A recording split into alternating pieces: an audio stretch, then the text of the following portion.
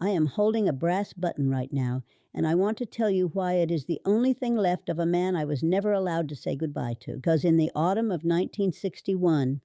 on the back porch of my father's farmhouse, my father lifted a kerosene lantern, saw my hand resting on a soldier's shoulder, said one sentence in Pennsylvania Dutch that I will carry to my grave, turned around and walked into the house, and from that night until the day he died 9 years later, he never looked at me again. And the soldier, the boy who had given me this button,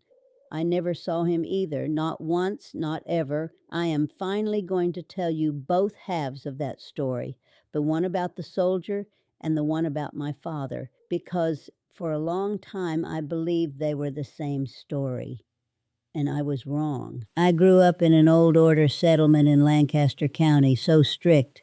that a woman was once disciplined for humming a hymn outside of service, and my father was not the bishop but the deacon, the man who carried the bishop's judgments to the doors of the disobedient, which meant his hands delivered consequences he did not always choose, and every door in our community opened the moment he knocked. I met the soldier on a Tuesday, bread day, my arms still dusted with flour,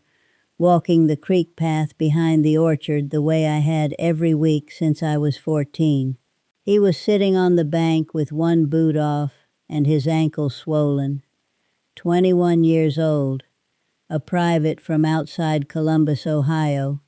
stationed at a reserve post a few miles east of our land. And when he thanked me for the water I brought him, he called me ma'am, and no one had ever called me that before. He came back the next Tuesday and the Tuesday after, not injured anymore, just sitting. And I did not tell my sisters or my mother or my father, not out of shame, but because I did not yet have words for what was happening between us, because it was not romance, not at first. It was something closer to a kind of company neither of us had been taught how to ask for. On the fourth Tuesday he came in a civilian coat with the military buttons still sewn on, one hanging loose by a thread, and when I warned him it would fall into the creek, he pulled it free himself and pressed it into my palm and told me he was leaving the army in 47 days, and I did not understand yet that a woman who keeps a man's countdown in her cedar chest has already started waiting for him. On the fifth Tuesday I found him reading a letter aloud to the water, a letter to his mother, who had died the spring before, and he told me moving water sounded like someone listening, and I sat down 6 feet away and said nothing for 23 minutes, and when he finally looked at me he said, "You are the only person who has ever just sat," and that night I cried in my bed and could not have told you why. Something shifted after that. The kitchen felt smaller. The hymns felt like they were sung in a language I was forgetting, and my father began watching me across the supper table the way he studied a horse before shoeing, looking for the place that was tender, because 30 years of reading other people's hidden things had made him fluent in mine. Then came October 14th, a Monday, not our usual day, because he was being transferred to Virginia in 3 days and had come to say it could not wait for Tuesday, and he did not come to the creek this time. He came to the porch, the one that faced the orchard and nothing else, and I understand now that was the mistake, because a creek is hidden and a porch belongs to the house, and the house belonged to my father. He was holding his mother's final letter, the one he had saved for weeks because reading it meant there were no more left to read, and his hands were shaking, and I sat beside him, not 6 feet away this time, but close, and I put my hand on his shoulder, the way you put a hand on someone whose grief has sat down beside them, uninvited, and that is when the lantern light crawled across the porch boards and I did not move. I want you to understand that stillness was the whole confession, because a daughter who flinches is a daughter who knows she has done wrong, and a daughter who does not flinch has already decided she has not. And my father read that decision in 1 second flat, faster than any words could have explained it to him. His eyes went from the soldier's shoulder to my hand to my apron, where I had pinned that brass button that morning, not hidden, not displayed, just close, and he knew exactly what it was, because he had torn one like it off his own brother's coat in 1953 and thrown it in this same creek, and now his youngest daughter was wearing one like a promise against her ribs. He said one sentence to me in Pennsylvania Dutch,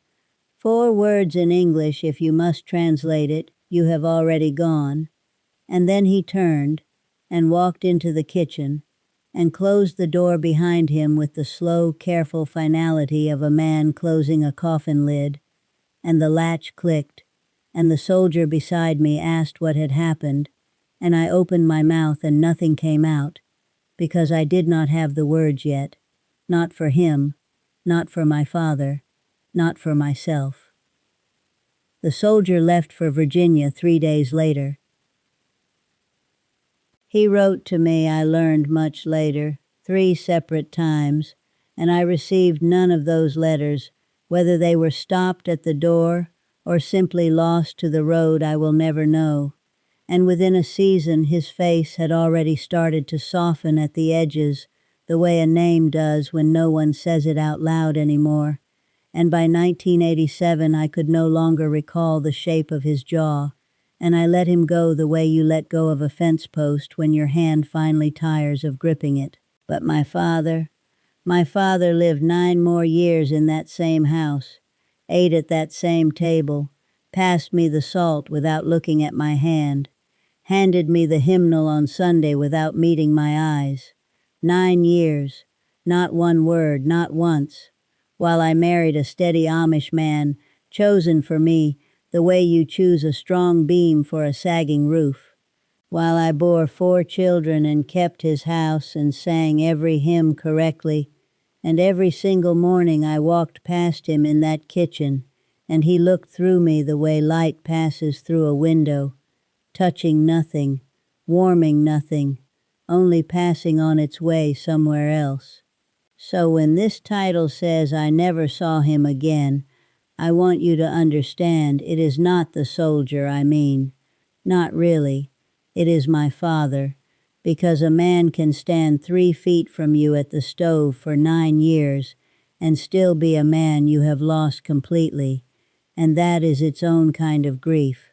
one nobody writes hymns about. There was a sentence I owed him and never said, not that night, not the next morning, not in any of the 3,000 mornings that followed before he died in the winter of 1970, and the sentence was simply this: I was only being kind, the way you taught me, because I knew even then it was only half true. I had been taught kindness, but in that stillness on the porch I had also been something else, something closer to free, and I could not offer a half-truth to a man who had built his whole life on whole ones, so I said nothing, and the nothing became permanent, and it has stayed permanent for 63 years. The brass button in my hand tonight is smooth now, the eagle worn away by thumbs, and I no longer think of it as a soldier's keepsake. I think of it as the last object my father ever truly saw on me,